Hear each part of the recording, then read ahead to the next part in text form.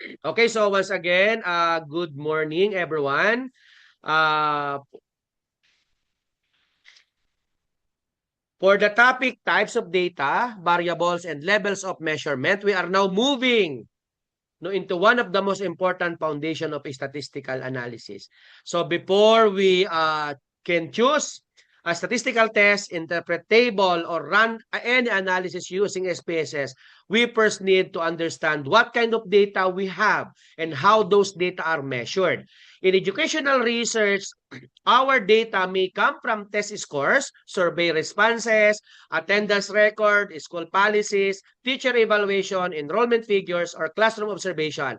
The way these data are classified will directly influence how do we summarize them and what statistical procedures are appropriate. So this topic is particularly important for both MAED EM and MAED Math education student. Let's say, for example, school type is different from teacher rank, and teacher rank is different from age or mathematics test score. And these variables do not all carry the same mathematical meaning. So, these should not automatically be treated in the same way.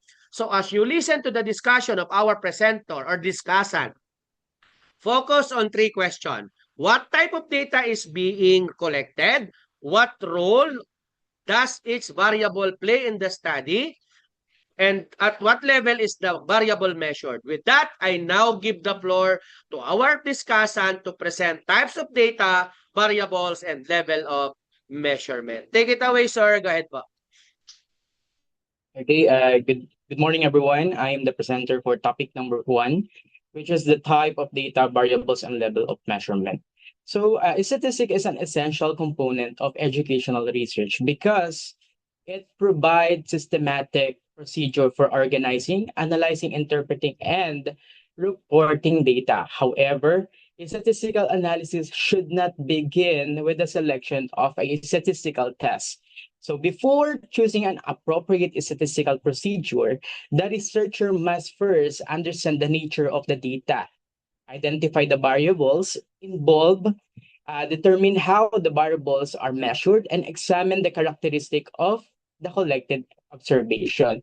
So in this statistics, also it helps educational researchers organize, analyze, interpret, and present data.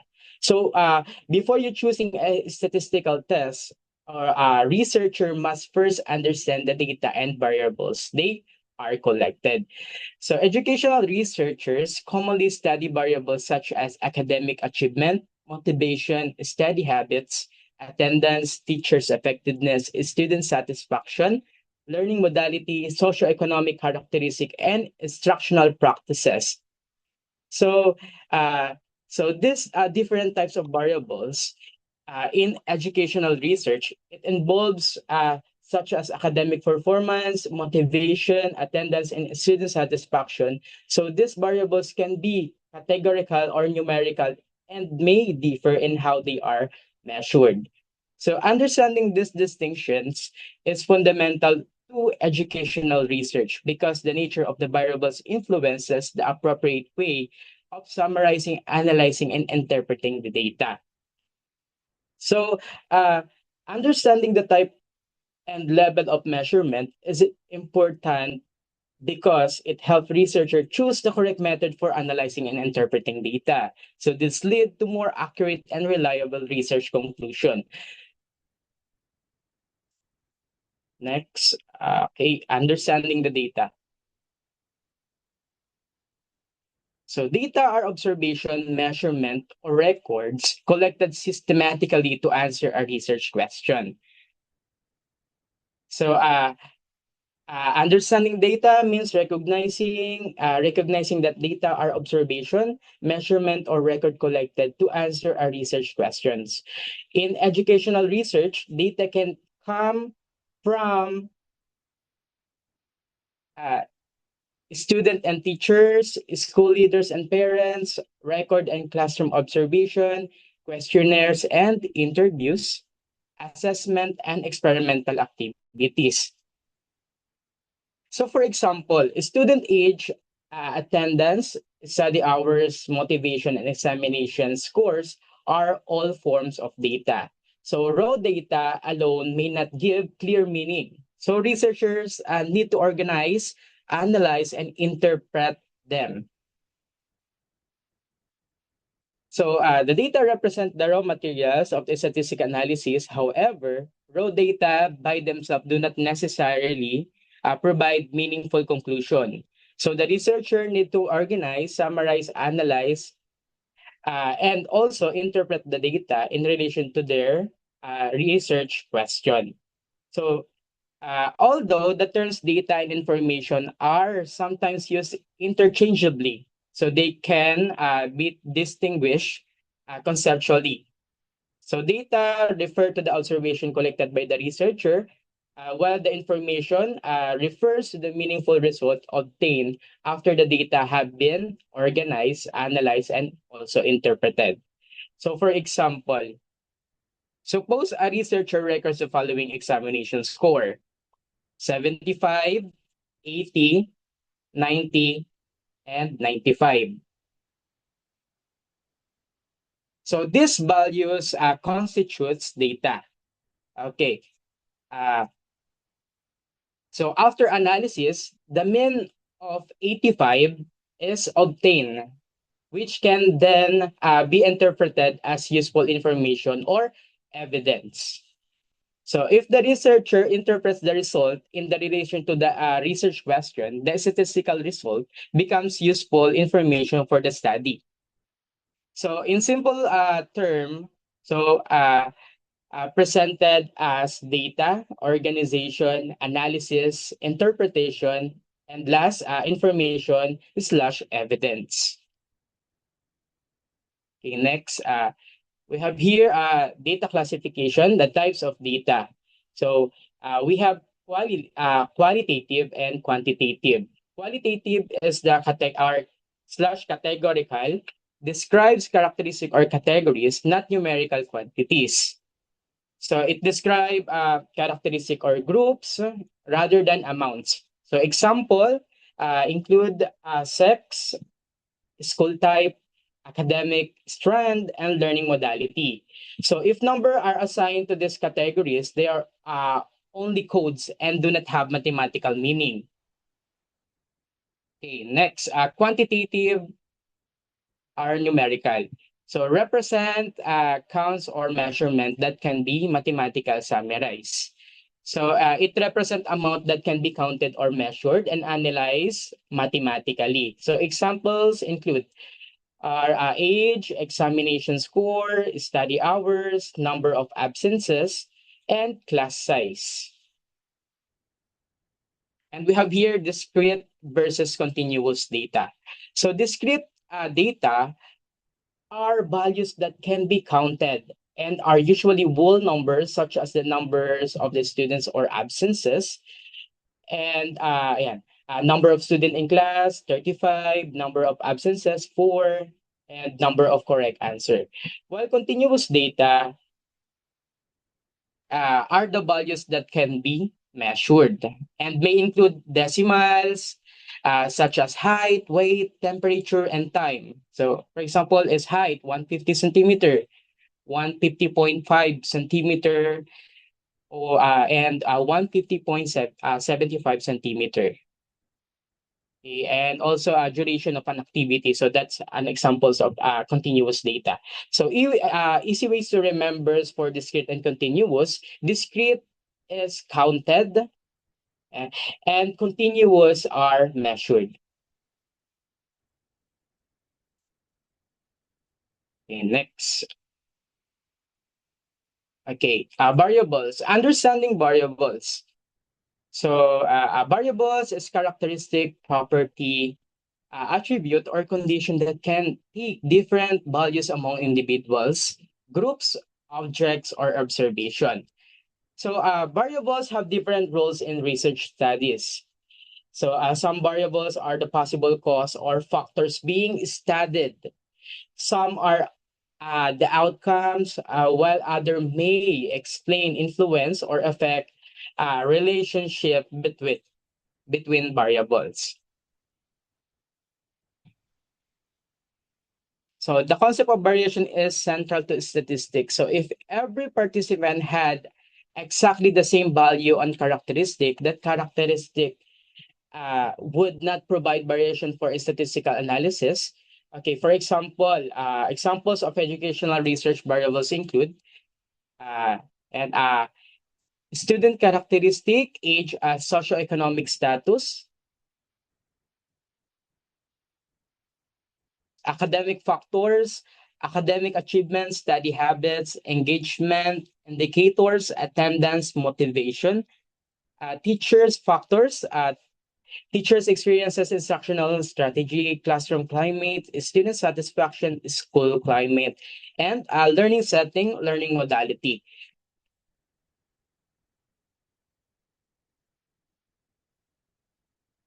Okay, variable, the characteristics being studied, examples, age, academic achievement, motivation, value, the specific observation recorded, examples is 18 years, a score of 88, AVM strand.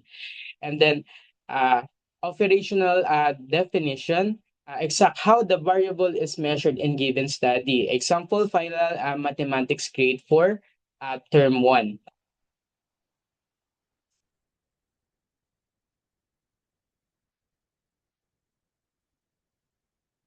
Okay, so additional lang. So a variable is what the researcher is studying, while a value is the specific result when you are recording for that variable. So for example, and that is, ayan, 18 years or age is a variable, while 18 years old is its values. Again, for example, age is the variable while 18 years old is its value. So an operational definition naman po, so it explains exactly how the variable will be measured in the study. So for example, academic achievement may be measured using a student's final mathematics grade for term 1.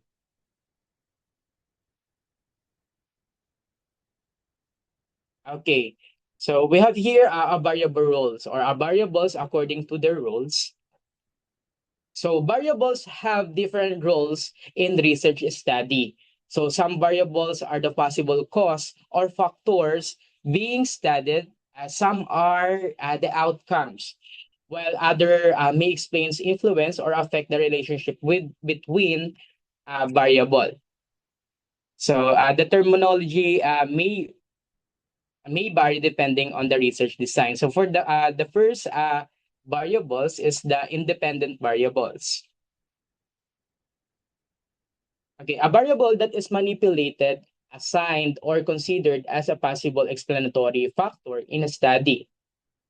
So the factor that may influence the outcome. So that is the independent variable. So for example, a research title effect of technology-assisted instruction on student mathematics achievement. So possible independent variable natin dito is teaching approach. So this compares traditional instruction with technology assisted instruction to see which approach may affect student performance.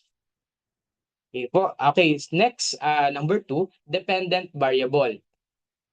So the dependent variables, the outcome or response that the researcher measures, the outcome that is measured in the study. So that is a dependent variable. So for example, in the research title effect of technology assisted instruction on students, mathematics achievements, the dependent variable is mathematics achievement.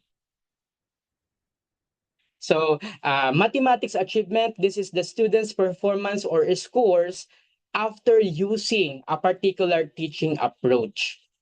Okay, next, number 3, control variables. Variables, the researchers holds constant, accounts for, or statistically controls because they may influence the outcome. Okay, so a control variable, this a factor that is kept constant or considered to make the comparison fair. So for example, so in a study, Examining a teaching strategy and academic achievement, the researcher may control for prior achievement, grade level, age, previous knowledge, instructional time, teacher experience, and class size. So grade level, achievement, and instructional time, these factors are controlled because they may also affect students' achievements. Okay. So next, number 4, uh, extraneous variable. So factors that are not the main focus of the study but may influence the dependent variable. So this factor that is not the main focus but may affect the result. So for example, a study may investigate the effects of new teaching strategies on student achievement. Possible extraneous variables include classroom environment, teacher experience, student motivation, prior knowledge, availability of learning resources, time of day, and parental support. So is student motivation. So it is highly motivated student may perform better even without the new teaching strategies or strategy rather. So 5, confounding variables. So confounding variables that can make it difficult to determine the true relationship between the main variables of interest. So this is the factor that can make the true relationship between variables difficult to identify. So example, a student who use educational application have higher examination scores.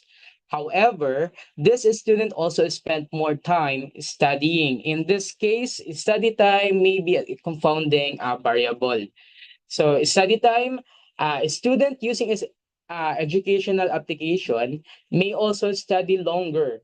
So higher score may be partly due to study time.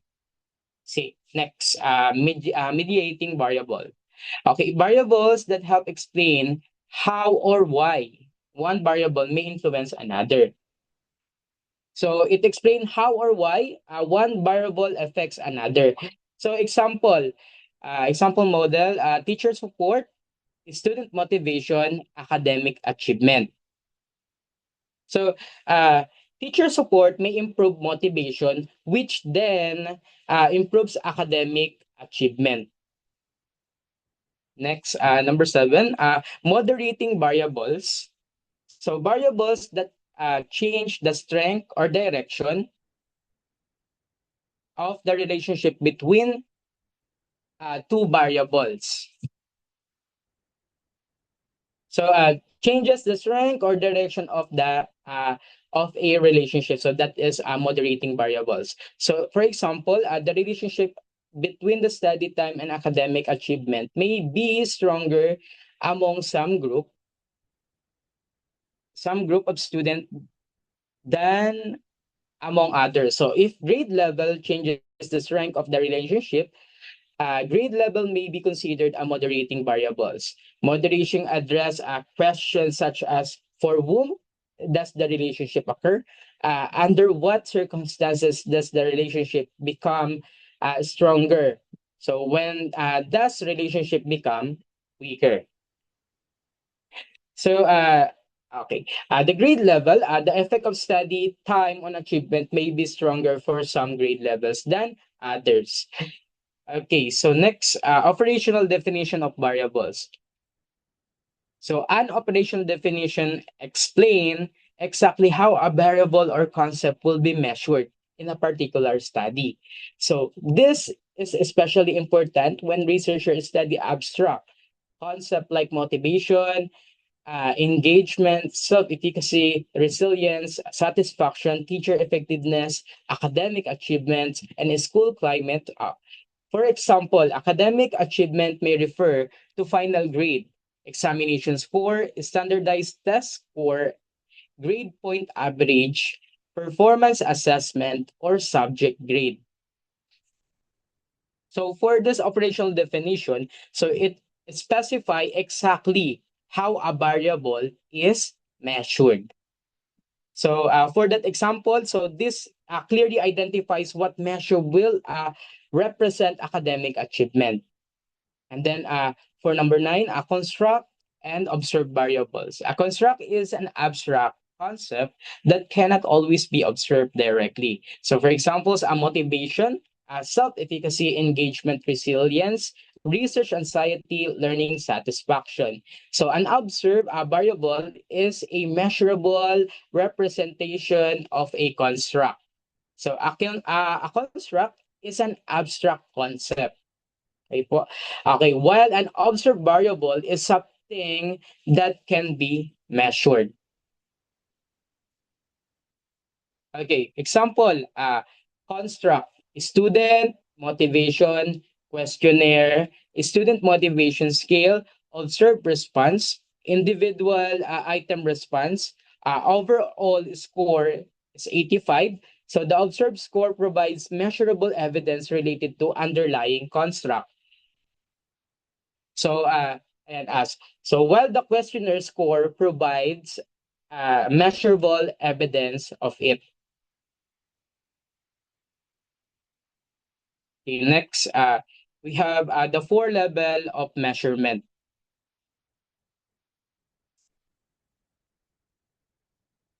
Okay.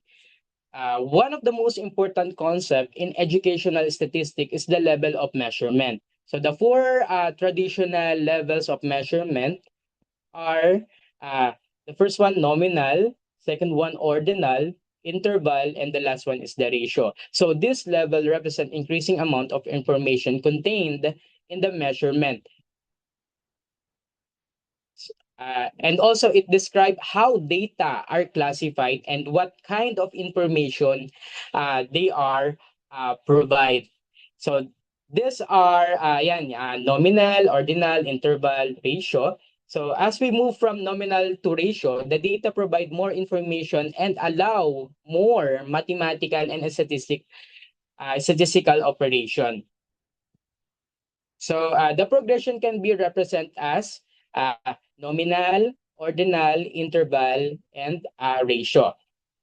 So nominal identifies categories or names but has no order. So that is nominal. For example, learning modality, face-to-face, online, and blended.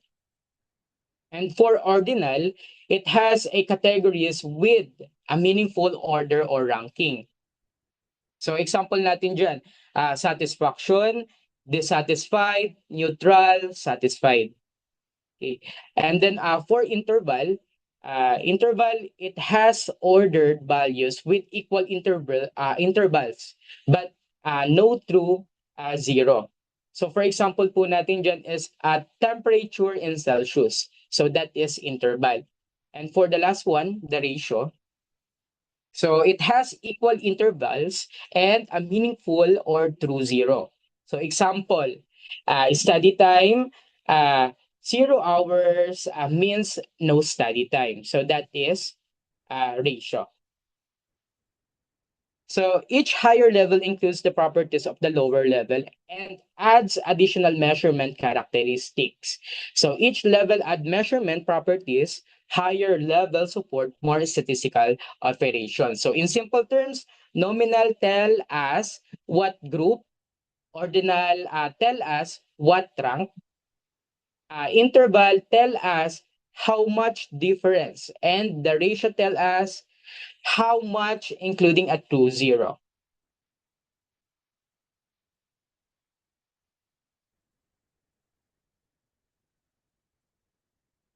So, the 4 level of measurement, ayan, nominals. So, yung key characteristics niya is categories simply identify different groups.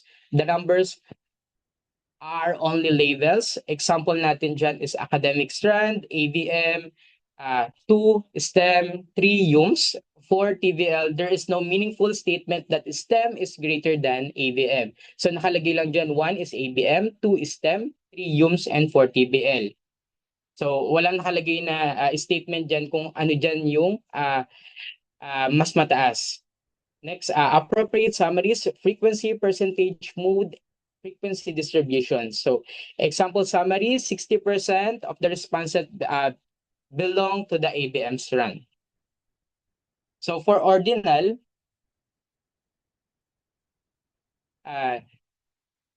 key characteristic, there is a meaningful order, but the exact distance between categories cannot automatically be assumed to be equal. Example, a student satisfaction, number 1, very satisfied. Number 2, dissatisfied. Number 3, neutral. 4, satisfied. And 5, very satisfied. Okay. Appropriate summaries of relation, ranking and ordered comparison, the spacing between levels should not be treated as equal. So important note, the difference between very satisfied and dissatisfied may not be mathematically identical to the difference between satisfied and very satisfied po. Okay. For interval, key characteristic niya is it differences between values are meaningful but ratios are not. So example, temperature measured in Celsius, 10 degrees Celsius, 20 degrees Celsius, and 30 degrees Celsius. So the difference between 10 degrees Celsius and 20 degrees Celsius is 10 degrees. And the difference between 20 degrees Celsius and 30 degrees Celsius is also 10 degrees. So important note, 0 degree Celsius does not represent the complete absence of temperature. So it is not appropriate to say 30 degrees Celsius is 3 times as hot as 10 degrees Celsius. So for ratio, key characteristic, all interval properties apply, and 0 means the absence of the quantity being measured. So example, study time, student A studies 2 hours, student B studies 4 hours. It is meaningful to say student B studied twice as long as student A because 0 hours represent no study time. So example include height, weight, age, distance, study time, duration, and also the last one is the income. So this 4 level represent increasing amount of information, nominal, ordinal, interval, and ratio. Okay. So comparison of the 4 levels. So comparison of the 4 levels. So this table shows the 4 levels of measurement differ based on the information they provided.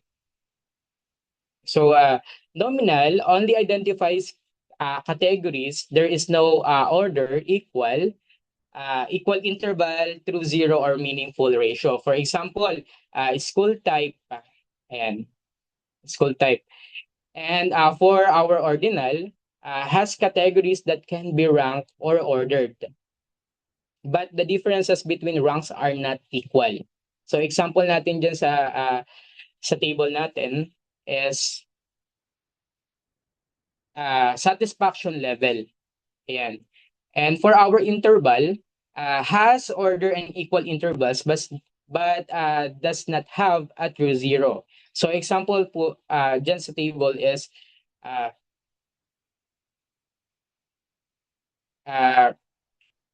Celsius temperature.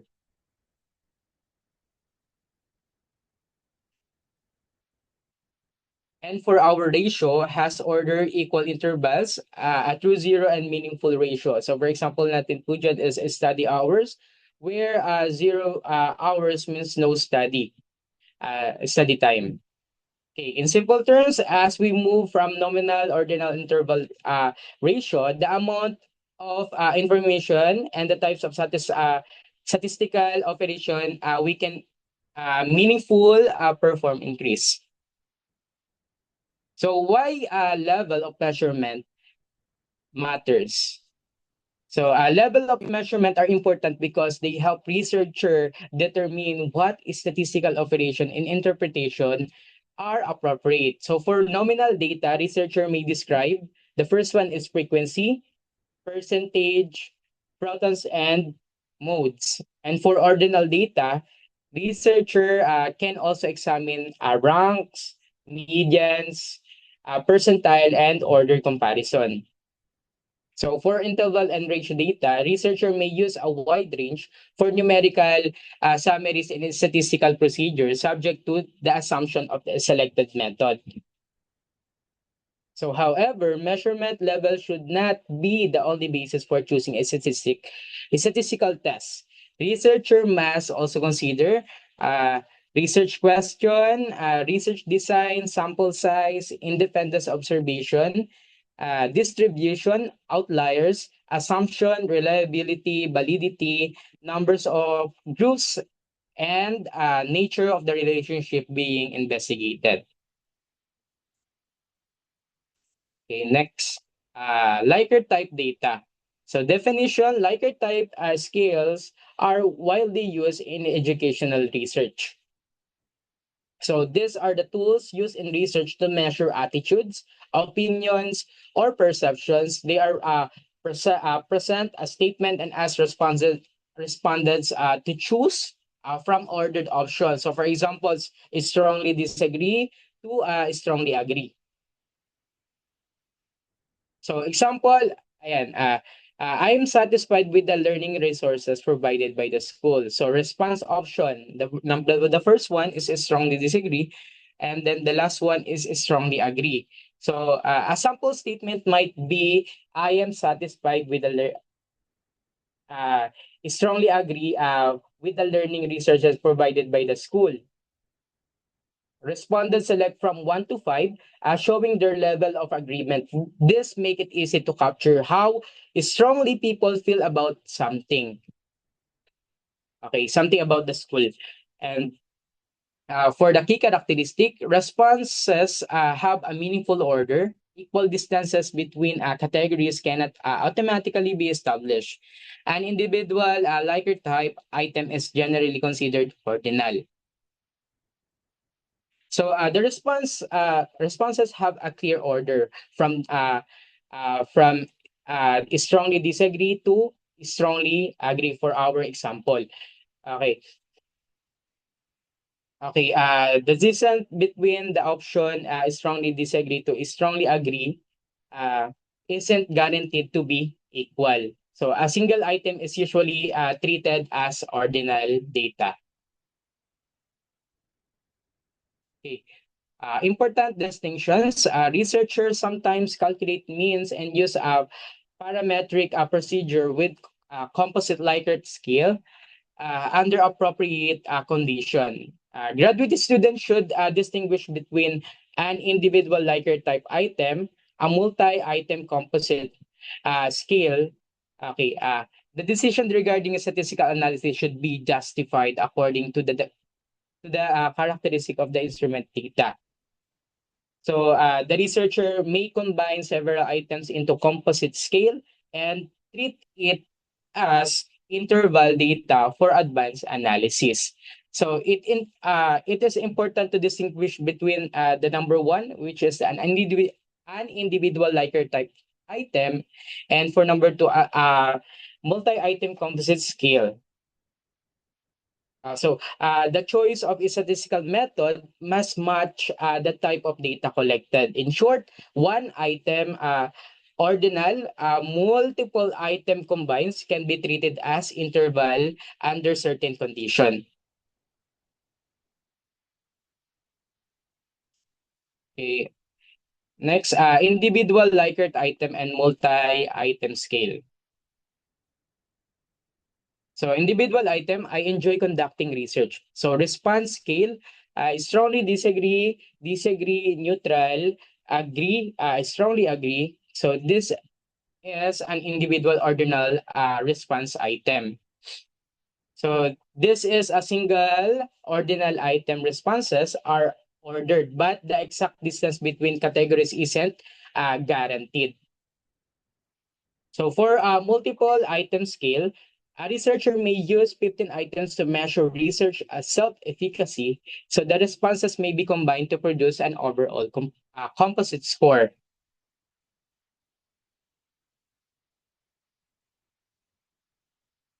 Okay, sige, elaborate lang natin yung example. So a researcher used 15 items to measure research self-efficacy. So responses from all items are combined to produce an overall composite score. So the composite score can sometimes be treated as interval data, but this requires justification.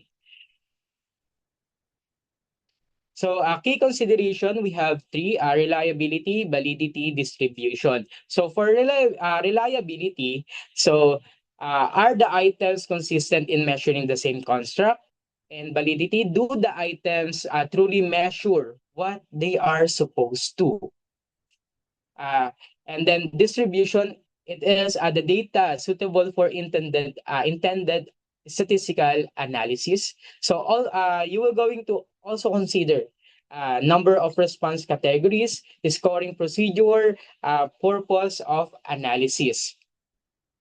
So again, individual item, it is ordinal data. Multi-item scale, this composite score may be treated as interval if reliability, validity, and analysis are condition are met.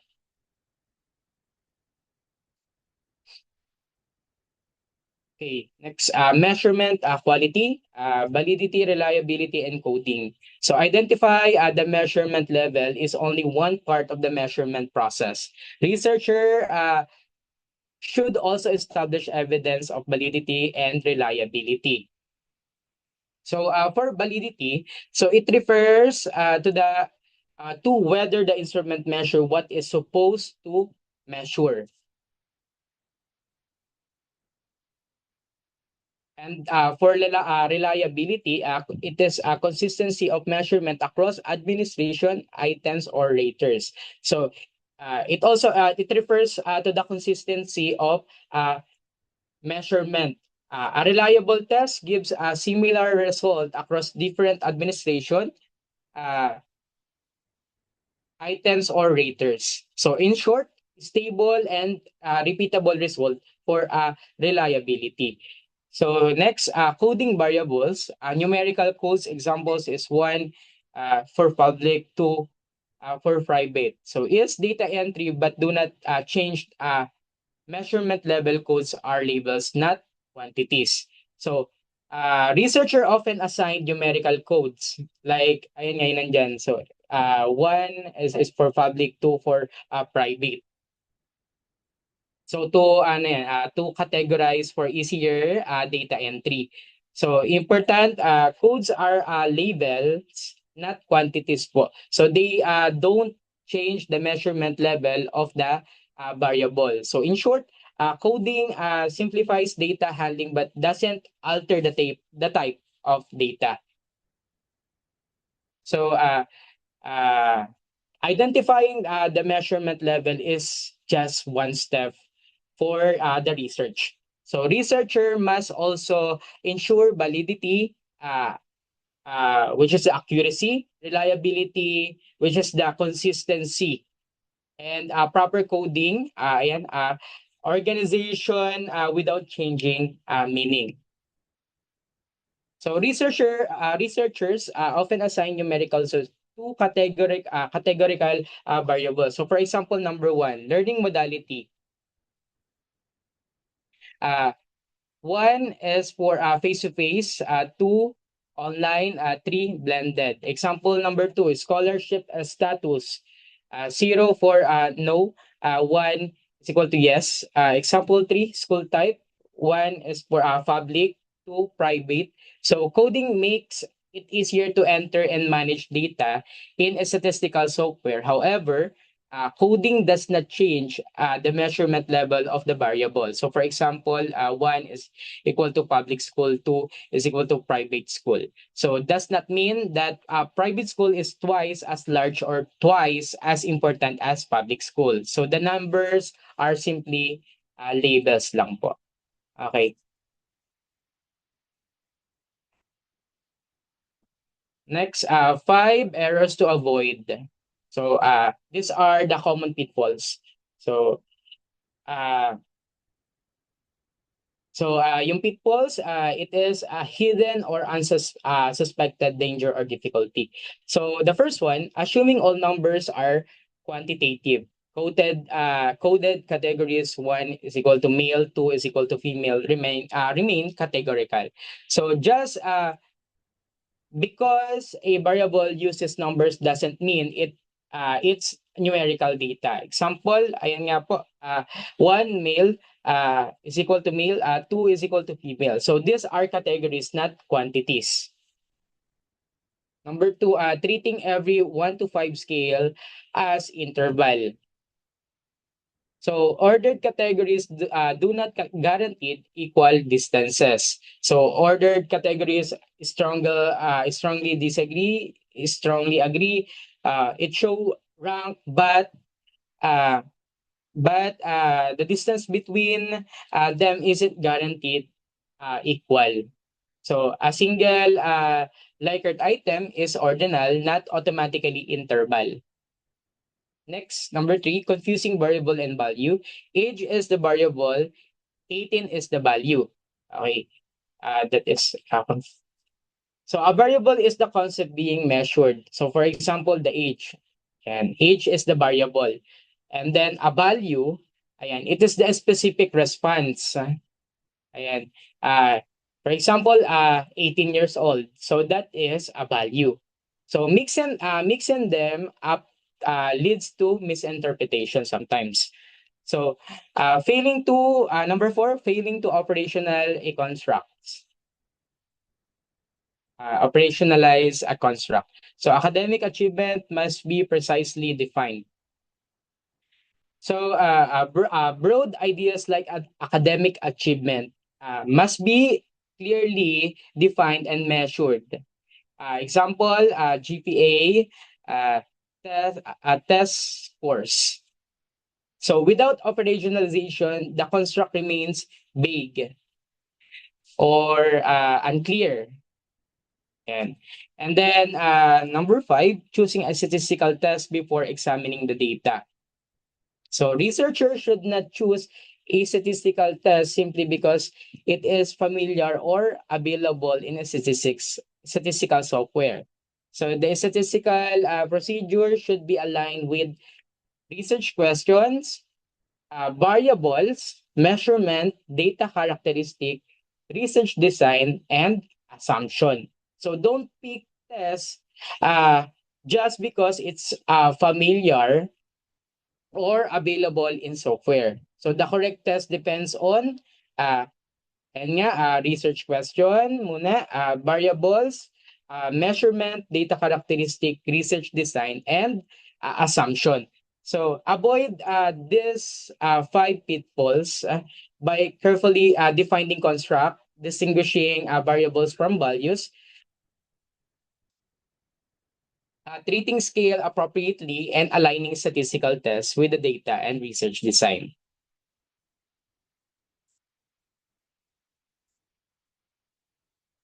Okay, next, variable in statistical software.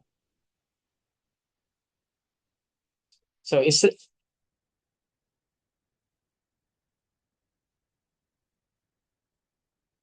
variables in statistical software. So statistical software such as SPSS, Stata, or Stata, and SAS can perform calculation quickly. However, statistical software cannot determine the conceptual meaning of a variable. So for example, software may calculate the mean of 1 is equal to public school, 2 is equal to private school. So but the calculated means does not necessarily have meaningful substantive interpretation. Therefore, software performs computation, but the researcher provides methodological judgment and interpretation. So graduate students must therefore understand statistics rather than simply know how to operate statistical software. So, practical educational research example. So consider the research title, the relationship between students' study habits and academic performance among grade 11 students. So the researcher collects age, sex, study hours, study habits rating, mathematics grades, satisfaction with learning researchers. So this list the specific data collected in the study. So uh, the researcher collects those six. So uh,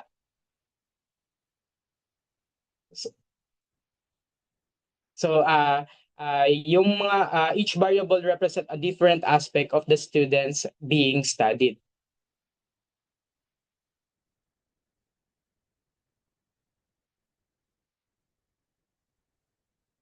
Okay, so for the data type, this show whether the variable is quantitative, number with meanings, or categorical labels or groups. Okay, quantitative measurable amounts, example age, study hours, and categorical categories or groups, example sex, and ordered scale data, ratings or rankings, examples study habit rating, satisfaction. So in column 3, we have possible measurement level. So this indicates the level of measurement used in statistics. So the ratio, interval, ordinal, uh, nominal. So for nominal, categories without order, example sex. Ordinal, ordered categories, example satisfaction rating. And then interval, ordered equal distances but no true zero, example same grading system. And for the ratio, ordered equal distances and true zero. Examples is age, study hours. So some variables like grades or rating depends on how they are operationalized, defined, and scored. So on the summary of that table, variable column, what is being measured. So data type column, it is whether it's numbers or categories. So for the third column, which is a possible measurement level, it tells how the data can be analyzed statistically. Okay. Okay, from research question to statistical analysis. Graduate student should follow a systematic process. So for the step 1, okay, step 1, identify the research problem. So determine what educational issue needs to investigate or investigation. Step 2, formulate the research question. State what the researcher wants to know. And for step 3, identify the variables. Determine the characteristic that will be measured. So step 4, identify the role of each variable. Determine whether whether a variable is independent, dependent, predictor, control, moderator, or mediator. So for step 5, operationalize the variable. So explain exactly how each variable will be measured. For step 6, identify the type of data. Determine whether the data are categorical, quantitative, discrete, or continuous. Okay, for 7, determine the measurement level. Identify whether each variable is nominal, ordinal, interval, or ratio. Step 8, examine the data. Check missing values, outliers, distribution, sample size, and other relevant characteristics. And for step 9, check assumption. Determine whether the assumptions of the intended statistical method are satisfied. And for 10, select the statistical procedure. Choose the procedure that best fits the research question and data. Step 11, analyze the data. Conduct the statistical analysis. For 12, interpret the result, interpret the findings in relation to the research question. And for step 13, report the findings. So you will going to present the result clearly and accurately.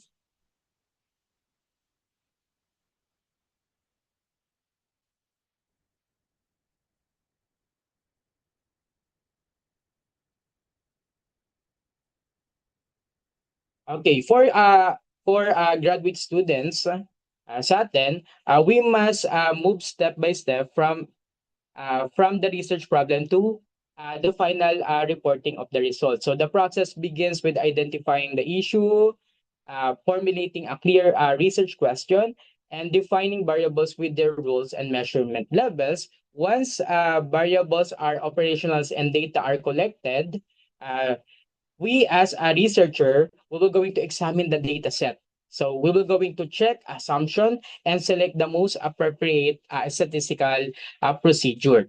So analysis then transforms raw data into meaningful results, which must be interpreted in a relation to the research question. So finally, findings are reported clearly and accurately. So ensuring validity, reliability, and transparency. In short, the journey is a problem. Dito muna tayo mag-start sa problem. And then we will going to have our question and variables, measurement, analysis, interpretation, and lastly, as a researcher, we will going to report the findings. So a systematic path that ensures credible and useful research outcomes for our research. So example of research questions and measurement level. So for research question 1, okay, what is distribution of student according to learning modality? So yung variable natin dyan is learning modality. So ano ba yung measurement level? So the measurement level for that research question 1 is nominal. So categories like online, modular, face-to-face, and frequency percentage mode. So this question simply counts and compares categories without order. Okay, for research question 2, what is the level of student satisfaction? So yung variable naman po natin dyan is the satisfaction. So the measurement level, it is ordinal, ordered responses such as dissatisfied, satisfied. Okay, possible summaries, frequency, percentage, median mode. So this question for research question 2, it responses but does not assume equal distances between categories. Okay, for research question 3, what is the average number of hours the students spend studying each week? So yung variable natin dyan is the study hours. And then measurement level is the ratio. The ratio, pwede yan, true zero, measurable quantity. So possible summary or summaries natin dyan, mean, median, and standard deviation, minimum, and also maximum. So this question uses numerically data where averages and variability can be calculated with this research question 3. So for research question 4 is study time related to academic achievement. Possible variables po natin dito is study time, academic achievement. Okay, so sa measurement level natin on this research question 4, it depends on how achievement is operationalized. So example po is yung grades, test scores. Ayan po. So it requires examining measurement characteristic, research design, distribution, and assumption before choosing a correlation procedure for this research question 4. So this question explores relationship between variables, not just description po. So for overall this question from question 1 to question 4, its research question demands identifying the variables first, its measurement level, and the correct statistical summaries or test. So this ensures the analysis matches the nature of the data.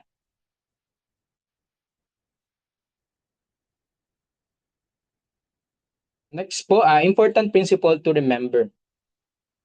So principle 1, numbers do not automatically mean quantitative data. Numerical codes can represent categories. Principle 2, measurement level depends on meaning. The researcher must understand what the number represents. For principle 3, variables must be operationally defined. The researchers should explain how abstract concepts are measured. Principle 4, measurement level influences statistical analysis. It helps determine which statistical operations may be appropriate. And principle 5, measurement level alone does not determine the statistical test. Research design, research question, assumption, sample size, and data characteristic must also be considered. And principle 6, Likert type data require a careful treatment. So researchers should distinguish between individual Likert type items and composite scale. And for principle 7, statistical software does not replace statistical reasoning. Software calculates, researcher make methodological decision. So for this important principle to remember, researchers must recognize that the numbers don't always mean quantitative data. Sometimes they are just code for categories. So the meaning of the data determine its measurement levels, and abstract concept must be operationally defined to ensure clarity. So measurement levels influence which statistical analysis are possible, but they are not the only factor. So research design, assumption, data characteristic is also matter. So Likert type data requires a special care, distinguishing between single items, which is the ordinal, and the composite scale, which is the potentially interval. So finally, while statistical software can perform calculation like the SPSS, it cannot replace the researcher reasoning and methodological decision. In short, valid research depends on careful definition, correct classification, and thoughtful analysis, not just number or software outputs. Okay, for the conclusion, understanding types of data, variables, and level of measurement, it is fundamental to educational research.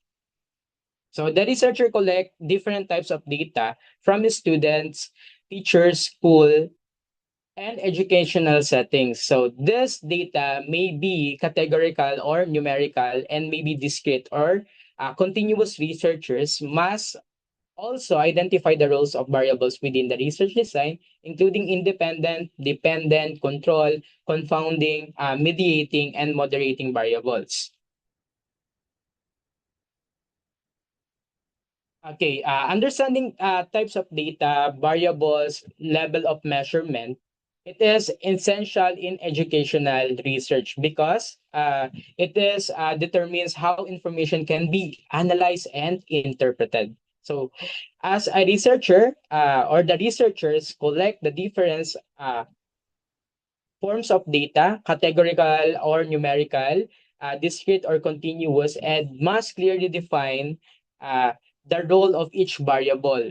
Kung independent ba yan, dependent, control, moderator, mediator, etc. So within the study, correctly identifying the measurement level, which is the nominal, ordinal, interval ratio. So it ensures that the right statistical procedures are chosen and that assumptions are properly checked. Okay, for graduate student, ayan, this means going beyond memorizing definition. So you must be able to look at a real research problems and decide what is being measured. Okay, how it is defined, what level of measurement applies, and which analysis appropriate when this process is followed systematically. So for this, the results are clearly okay, more accurate and more defensible. Uh, so in short, strong research defense on careful definition, correct clarification, and thoughtful analysis, not just number or software outputs. So the overall process can be summarized as research problem, research question, variables, operational definition, measurement, data collection, data preparation, statistical analysis, interpretation, reporting. So in conclusion, strong research is built on a clear definition, correct measurement, and thoughtful analysis. So by carefully identifying variables, choosing the right methods, and interpreting results responsibly, we ensure as a researcher that our findings are valid, reliable, and meaningful. So thank you for your attention, and may your future research always be guided by clarity and precision. Thanks for everyone. Okay, thank you so much to our presenter. Okay, so again, the practical lesson is simple.